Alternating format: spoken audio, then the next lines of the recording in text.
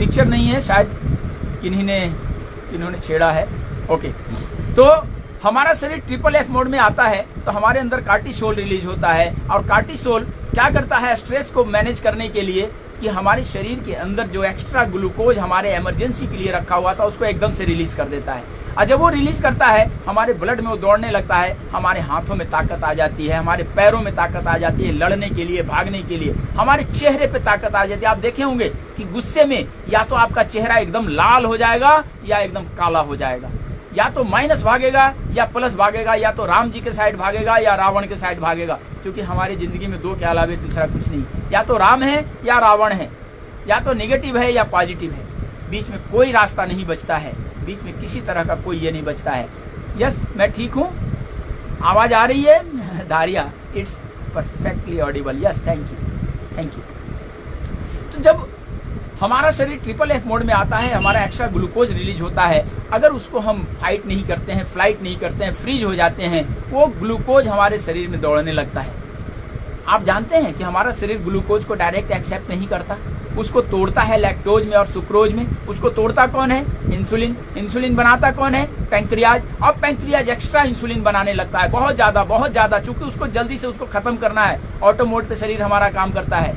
और extra glucose बनाने के चलते हम बार बार जब स्ट्रेस में आने लगते हैं, हमारा इंसुलिन की फैक्ट्री समाप्त हो जाती है, वो मैन्युफैक्चरिंग उसका बंद हो जाता है। फैक्ट्री तो खड़ी रहती है पर उसका मैन्युफैक्चरिंग यूनिट बीटा सेल खराब हो जाता है, एक्स्ट्रा उत्पादन के चलने, ओवर वर्क करने के चलते, और हम डायबिटीज के शिकार हो जाते हैं। हमारा जो ये हार्ट खराब होने लगता है, लीवर इनलार्ज होने लगता है, स्प्लीन इनलार्ज या श्रिंक होने लगता है, और खून में ग्लूकोज दौड़ने लगता है, हमारे सेल्स में जमा होने लगता है, और हम ओबेसिटी के शिकार होने लगते हैं। कितने लोगों को ये पता है? हमने किया था स्ट्रेस और बीमारी कहाँ आ गया? हमारा हार्ट डिजीज आ गया, लीवर सिरोसिस आ गया, किडनी फेलियर होने लगा, हमारा गॉल ब्लैडर फेलियर होने लगा, हमारा मोटापा होने लगा। ये बीमारियां आ गई। बीमारी आई कहां से?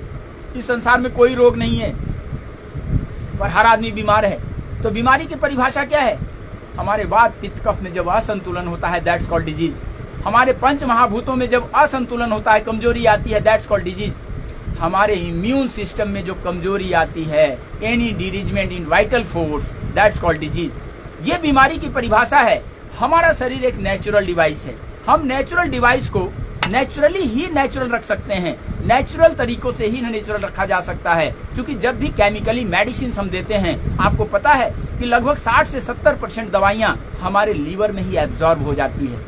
हमारे पूरे शरीर में वो दवाइयां जाती नहीं है, क्योंकि लीवर के अंदर ये तंत्र बना हुआ है डिटॉक्स करने का, कि कोई भी एक्स्ट्रा चीज, अवांछित चीज हमारे शरीर में प्रवेश न करे। वो द्वार है, वहां से हो करके ही गुजरेगा। वहां जब तक सिक्योरिटी जांच नहीं होता, किसी चीज को हमारे शरीर के अंदर जाने नहीं दिया जाता। क्या मैं सही हूं? हमारा लीवर डिटॉक्स करता है। तो जब 80% दवाइयां, 70% दवाइयां हमारे लीवर में ही चली जाती है, तो हमको ठीक कौन करता है? आप जानते हैं, आप जब जाएं इलाज कराने के लिए